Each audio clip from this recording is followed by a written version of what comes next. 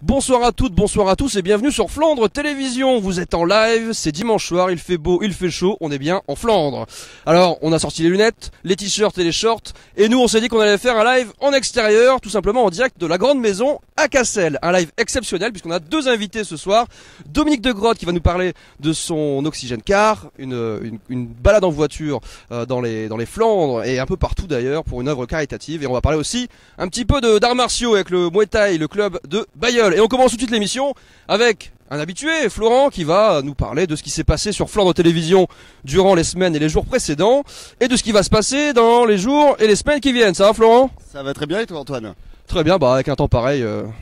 J'ai sorti les lunettes exprès. J'ai vu que tu es déjà prêt. Eh oui, j'ai tout bien fait. T'as tout prévu. Alors raconte-nous un petit peu ce qui s'est passé sur Flandre Télévision dans les jours qui sont précédés là, et puis dans les jours qui viennent. Qu'est-ce qui va se passer de beau? Il s'en passe plein des belles choses en ce moment. On a beaucoup de reportages qui sortent, et d'ailleurs vous êtes nombreux à nous dire qu'il y a une belle densité au niveau des reportages. Bon, on est à Cassel, on va en profiter puis c'est mon petit bébé. C'est le lancement d'une nouvelle émission, Flandre Musique, qui est sortie hier, où on était justement avec l'équipe Aurélien Gaëtan. On était du côté de Cassel sur la place, à peu près dans tous les estaminets pour le premier Cassel Crack, où c'est des musiciens qui se retrouvent dans les estaminets pour jouer de la musique traditionnelle irlandaise. Donc on a été à leur rencontre. Michel Vermeulen, l'organisateur, était là également pour qu'on discute avec lui de ce premier événement. Et on a fait quelques petites images et je peux dire que c'était bien terrible quand même. Un bon moment bien sympa de musique traditionnelle irlandaise qui ressemble un petit peu, on peut trouver quelques familiarités avec la musique traditionnelle flamande d'ailleurs. Et c'était effectivement un bon moment sur Cassel, voilà, une des plus belles villes quand même de Flandre et de France même, on peut le dire, puisque peut-être que Cassel sera un village préféré des Français. Sur une petite transition pour la suite après. On va en parler. Donc c'était la première édition de Flandre Musique, mais il n'y aura pas que de la musique traditionnelle sur les prochains épisodes. On va couvrir les festivals, les concerts, les événements un peu particuliers, tout genre de musique. D'ailleurs, si vous avez des petites idées, vous nous envoyez un petit message sur la page Flandre Télévision. Comme ça, on va essayer de faire encore de beaux reportages et de beaux Flandre Musique. Voilà pour cette semaine là. Alors pour la semaine, on est ok. Qu'est-ce qui va sortir dans les jours qui viennent là? On va rester sur Cassel. Bon, ce sera pas tout de suite, mais on parle quand même de l'équipe qui a été à la rencontre de Stéphane Bern, justement à Cassel, pour espérer avoir le village préféré des Français en Flandre. L'émission qui va passer sur France 2 en juin prochain. Donc il y avait Jean-Marc, il y avait Gaëtan, il y avait Maxime. Et un nouveau stagiaire, donc tu en as parlé, Stéphane Bern, effectivement. Voilà. C'est pas nous qui avons été voir Stéphane Bern, c'est l'inverse, parce qu'effectivement on prévoit une petite surprise pour la rentrée, un petit mercato des animateurs, voilà, un mec qu'on va prendre en stage quelques jours par semaine. Je me demande si c'est lui qui a fait les vérandas d'ailleurs, Stéphane Bern.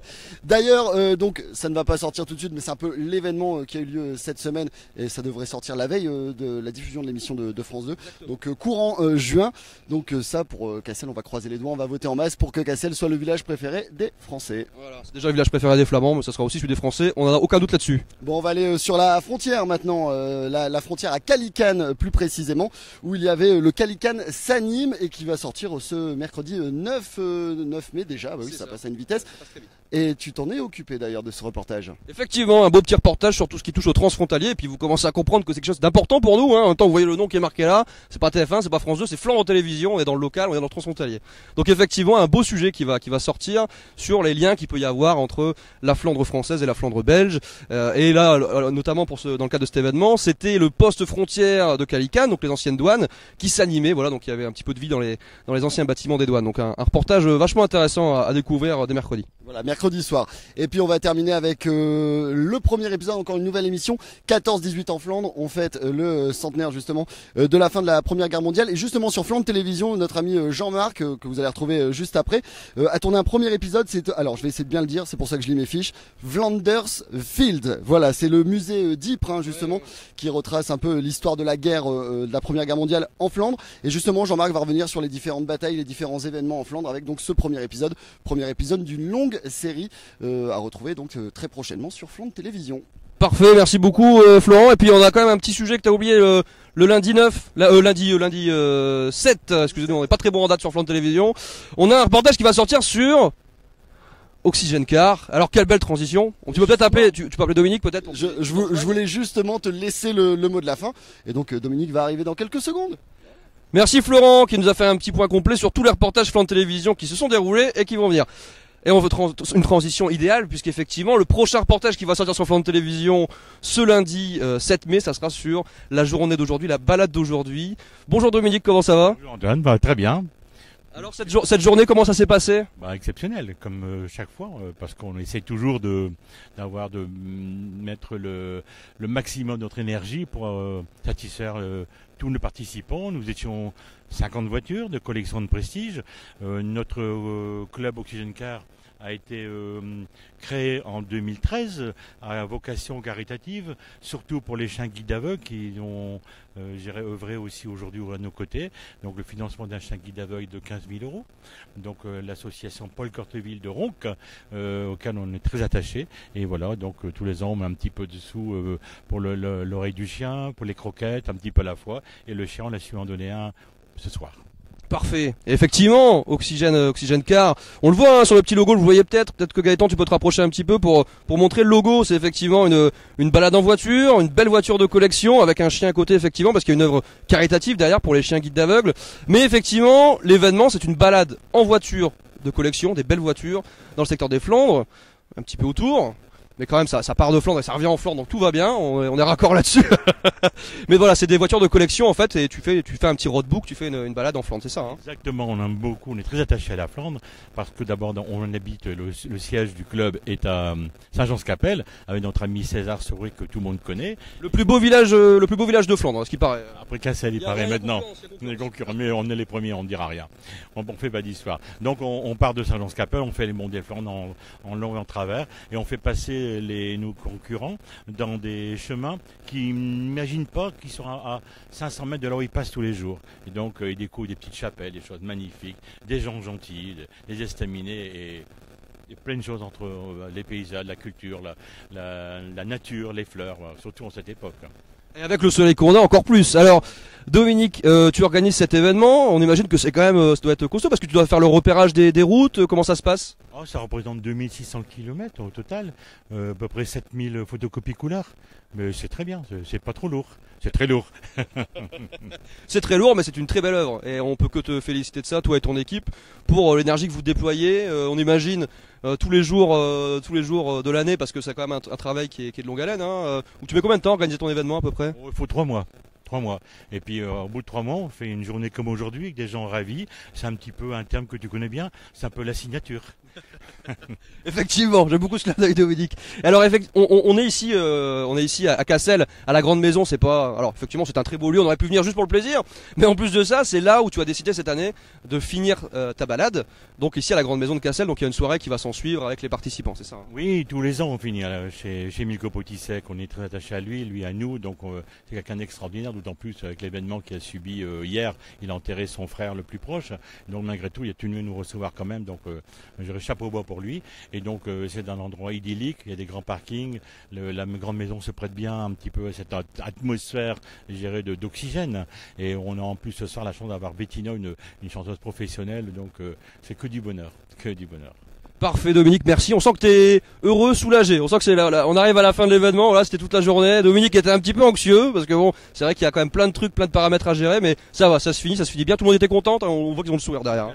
Tous les enfants sont rentrés au bercail. Il n'y a pas eu d'accident, pas de panne, tout va bien. Donc, que vraiment, c'est exceptionnel, c'est super. Merci aussi à Flandre TV de nous couvrir l'événement. Vraiment, ça nous fait plaisir. C'est vraiment un très joli cadeau de votre part. Merci beaucoup Antoine. Aucun souci Dominique, quand les assos font de belles choses en Flandre, on est aussi là pour les montrer et on est très content d'avoir pu participer à notre manière à cette édition d'Oxygène Car.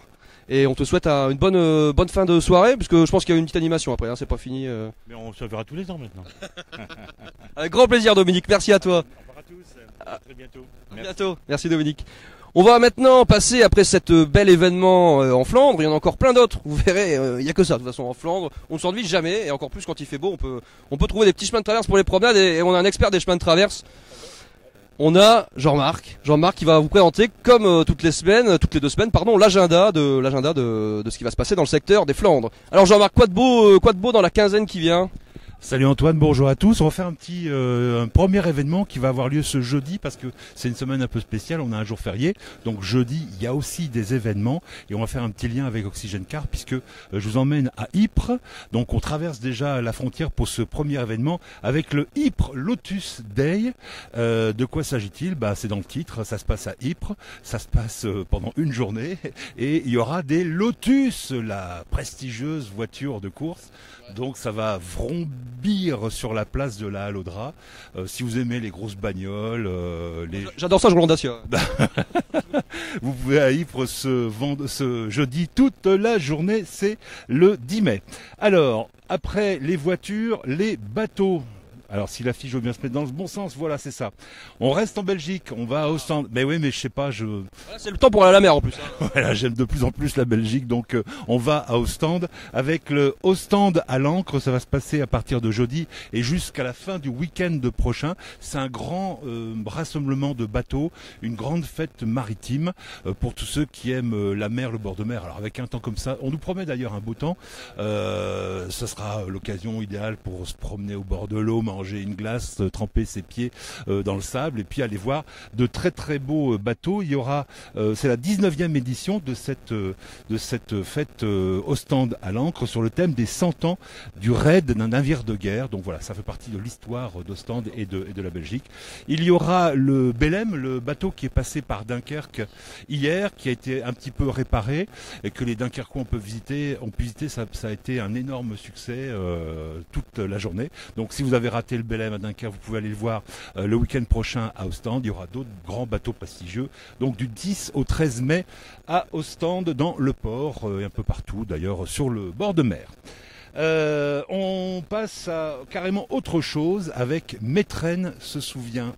1918-2018, on avait déjà évoqué le souvenir de la Première Guerre mondiale dans ce Flandre TV Live. On va de plus en plus l'évoquer puisque Florent annonçait tout à l'heure qu'on allait avoir la première diffusion d'une série de reportages sur le centenaire de cette armistice. Et donc Métrenne se souvient, c'est un spectacle son et lumière notamment qui va s'appeler Un village en 14, qui va être donné vendredi prochain le 11 et samedi à 21h30. Attention, réservé parce qu'il n'y a pas énormément de place sur la place de Métrenne. Je suis même pas sûr qu'il y en a encore d'ailleurs, mais vous pouvez quand même essayer d'aller voir et d'ailleurs Flandre Télévision sera là pour couvrir l'événement. Voilà, donc tentez votre chance quand même pour essayer d'avoir une place pour ce spectacle son et lumière qui mettra en scène près d'une centaine de bénévoles et qui va retracer l'histoire de Jean-Baptiste et Zulmé, un couple de jeunes paysans pendant la guerre 14-18. Il n'y a pas que ça, hein, il y aura. C'est moins à la mode comme nom maintenant. Ouais, on en voit. Il n'y en a plus beaucoup des Zulmés. Ça va peut-être revenir du coup. Il n'y a pas que ça pendant ces 3 jours de commémoration. Métrenne se souvient. Il y aura un camp reconstitué. Il y aura des tranchées reconstituées. Il y aura des expositions. Il y a un livre qui a été écrit.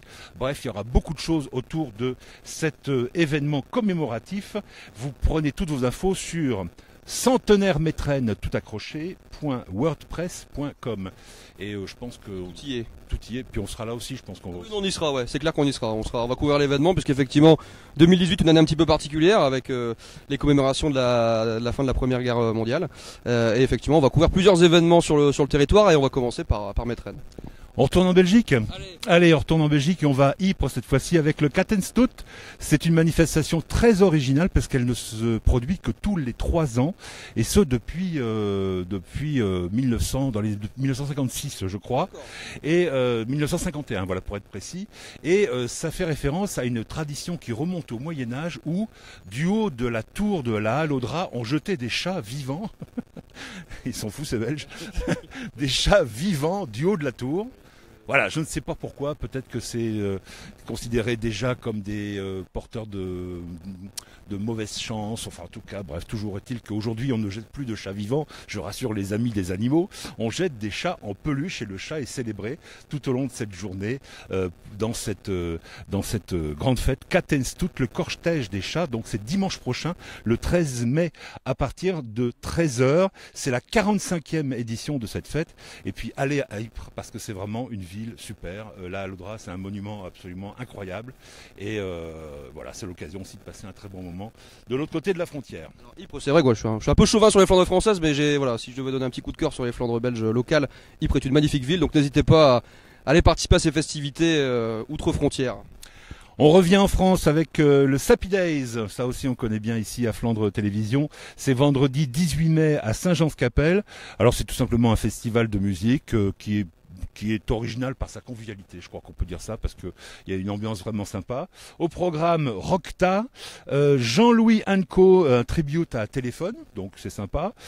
Coldplay, qui est un tribute à Coldplay, vous avez vu l'astuce un petit peu, mais ça va être bien. Si tu m'as dit que c'était un tribut à YouTube, j'aurais posé la question. Et puis les Knocking Jack, qui sont un tribute à on ne sait pas qui, au Knocking ou au Jack, je ne sais pas. En tout cas, ce sera très bien quand même. C'est Sappy Days, vendredi 18 mai à Saint-Jean-de-Capelle. C'est à partir de la fin de la journée. Là aussi, on y sera, je crois. Hein. On y sera, et en plus, sachez-le, parce que voilà, c'est un événement qu'on aime beaucoup aussi, qu'on apprécie beaucoup, le Sappy Day, c'est que c'est gratuit. L'entrée est gratuite, donc n'hésitez pas à y aller nombreuses pour un petit moment musical sympathique en famille ou entre amis. Il fallait le préciser. Alors on change carrément de sujet, mais c'est ça aussi l'agenda, on essaie de varier un petit peu les plaisirs. Une sortie nature, ça chante dans les bois, ça se passe samedi 19. J'ai pas trouvé de laser poney cette fois-ci, je suis désolé, hein. Mais ça chante dans les bois, ça va être bien quand même, puisque c'est tout simplement une visite guidée qui vous propose puisque c'est le printemps, donc ça y est, les bourgeons bourgeonnent, les fleurs fleurissent, et les oiseaux commencent à pépier comme ça pour chercher une jeune fille peut-être, une jeune fille à plume, pas à poil, à plume.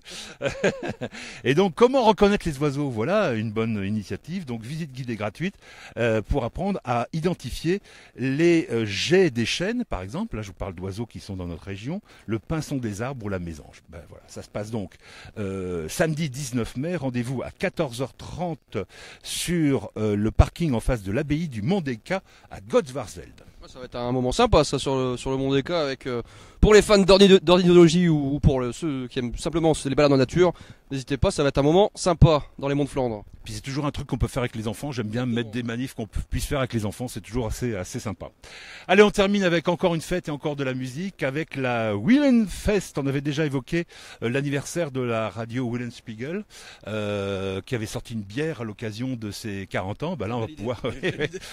Faudra qu'on y songe pour Flandre Télévision. Je sais pas. Faudra qu'on fasse un truc.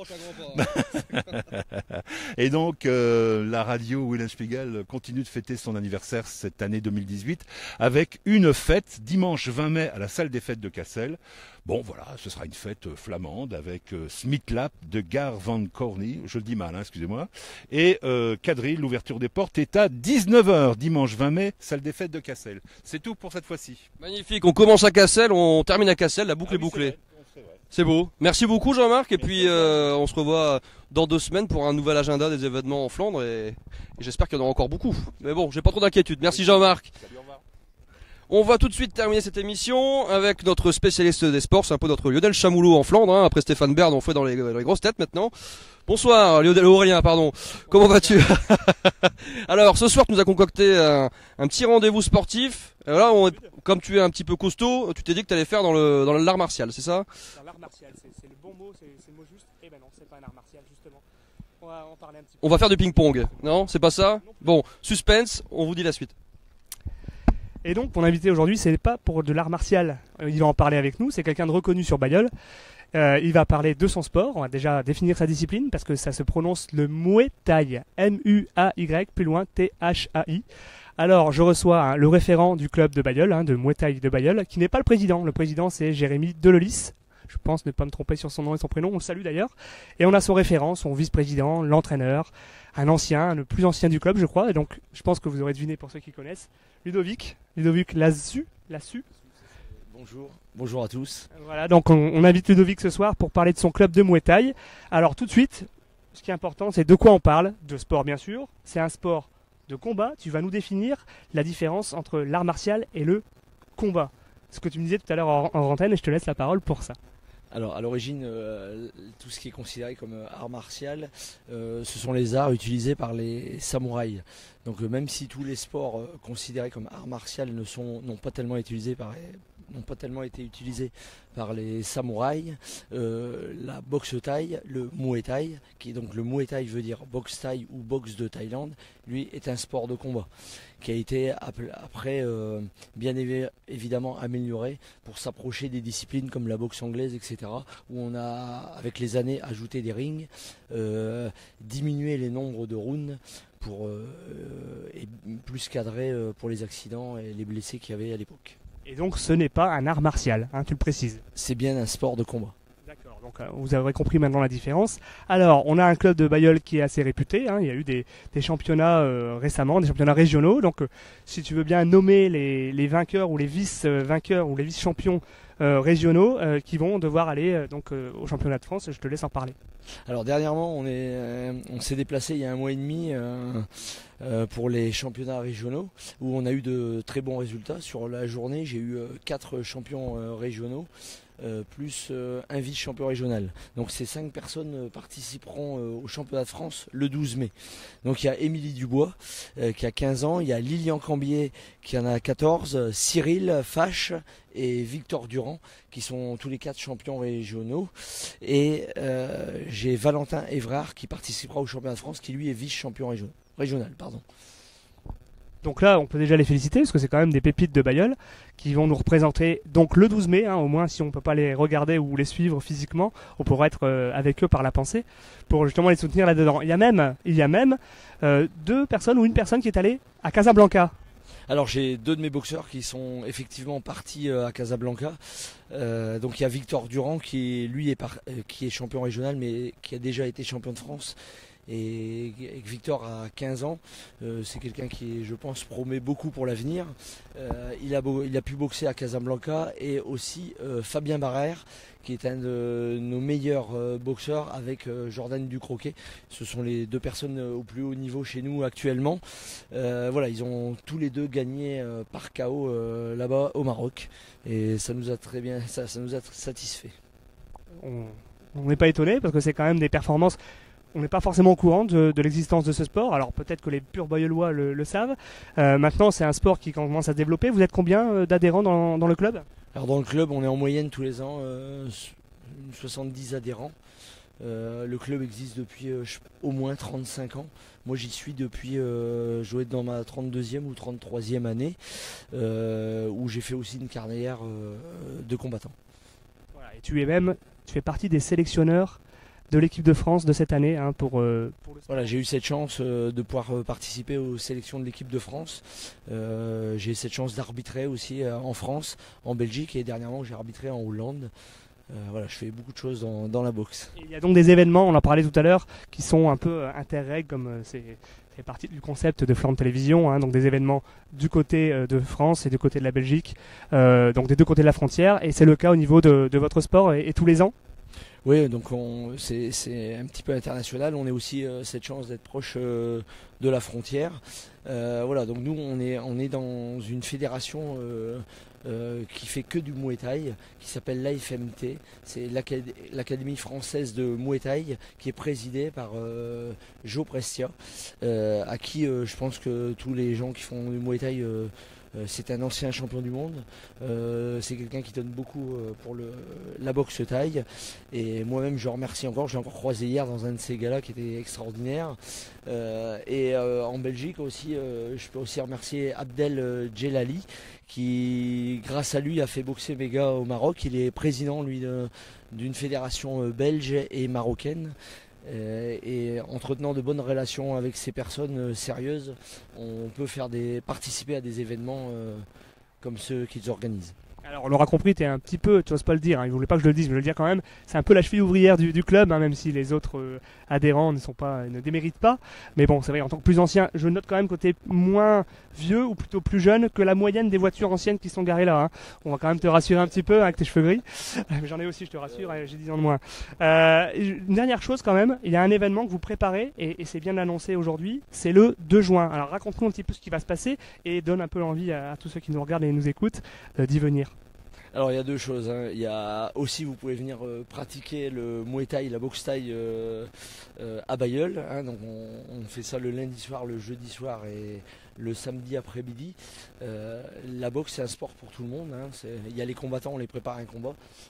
Pour tous les autres qui font ça en loisir, c'est un sport très physique qui demande agilité, un peu de tonique et évidemment une bonne condition physique.